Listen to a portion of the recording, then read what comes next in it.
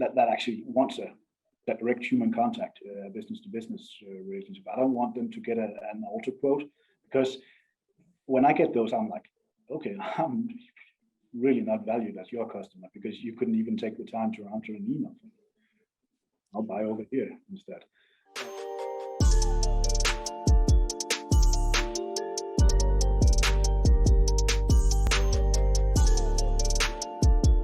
"45 minutes ago, they announced that Prince Philip here in the UK has just died, the Queen's husband. My condolences. And it's been very interesting just in that short time span to hear the conflicting thoughts culturally here on the monarchy. And I think there are some people here that still have a high respect for the monarchy. There are some people that the monarchy has lost its flavor, if you will. But you look at that and go, well, actually, what is the motivation to continue to have a monarchy? What is the motivation to go out there and see the rest of the world that isn't run in that way? You've got some very successful countries around the world that don't have monarchies in place and are just government run. What is the culture of Denmark? How is that run? And is it like Britain where it's more reserved, or is it more like the US, which is quite entrepreneurial? And it's an interesting conflict.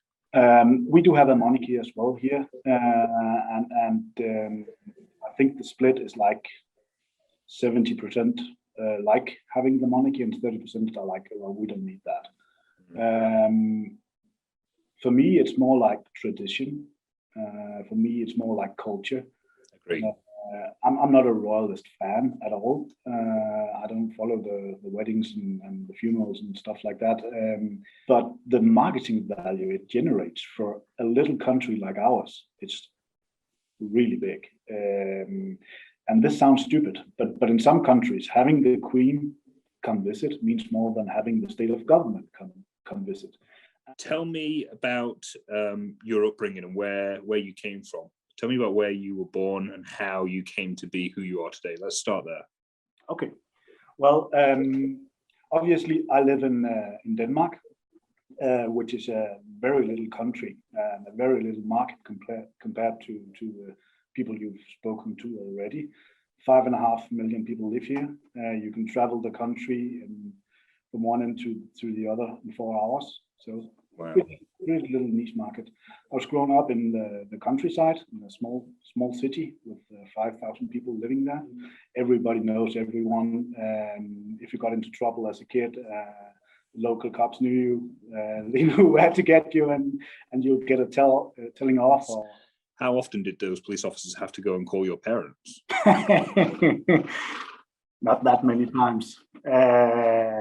It wasn't until I turned 16 that they caught my interest with the mopeds and tuned mopeds and stuff like that. So when you turn 16, they were more like, this is stupid. Go there, take off the tuning parts, don't put them on again.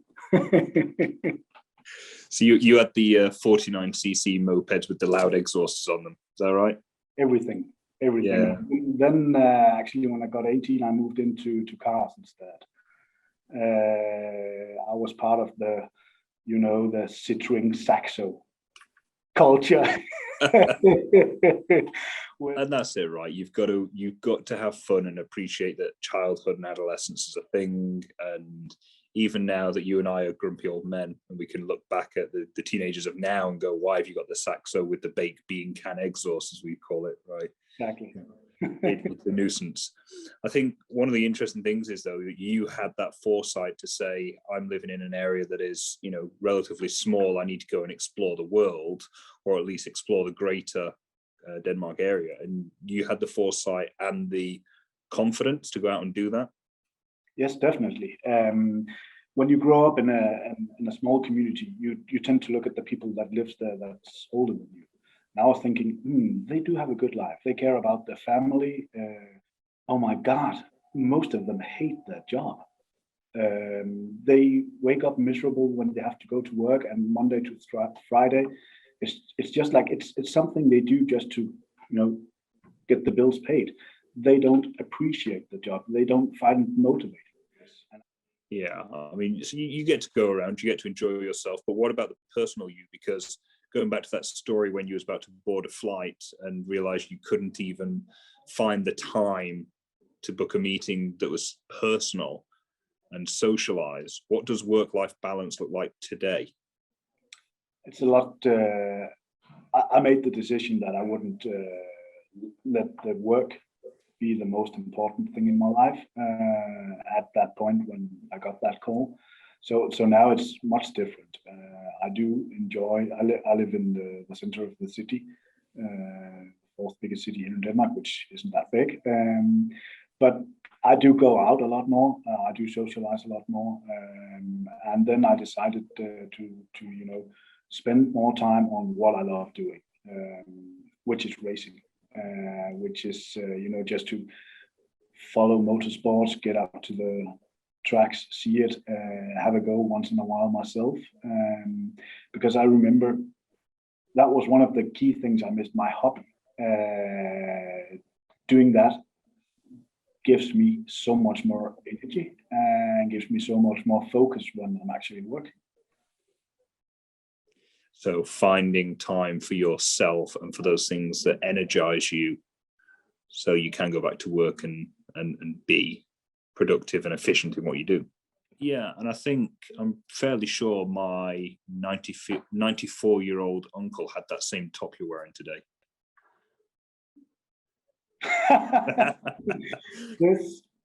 Oh man, okay, this is actually a funny story. This is a cool one. This is cool now. This is a cool vest, and it's been designed from one in my previous positions. We also had a little test on some steamers to see if that could do, and then we sold that successfully into a lot of clothing stores and stuff like that. And one of the good guys I met there broke out. He was a purchasing director. He broke out and made his own company, and he designed this vest. So it's a very cool vest. Very cool vest. You'll send me the link for it later, and we'll try and sell some units for him. That sounds good. And has there been any particular times, particularly at Kimbrer in your last 5 years, that have been exceptionally hard for you? Some real adversity, some real difficult times you've had to deal with, apart from this pandemic, I suppose, of having to have everyone work from home. But anything really hard that you've had to come back from? Coming into a new business with a totally different mindset on how to run a business than others in the company have, that can be tricky. That can be a little, oh, there's Mr. Excel, there's Mr. I have a model for this. And that acceptance took some time at Kimbrer for everyone to accept. One of my colleagues once said, "Oh man, that guy's an idiot." But I see now he was right. It's breaking the mold, right? It's being a little bit innovative. And what's the saying? If you do what you've always done, you'll get what you always got. Exactly. Also, I had to change myself because, where I come from, when you went to a meeting is suit and tie every time. This business is much more relaxed, and you can have fun and joke a lot more than you could at the other industry I was in. So I had to, scale that down in order to, communicate better to everyone. So that might have been one of the more difficult things that I have to do on a personal level, to actually change the way I work, to become more personal in the business.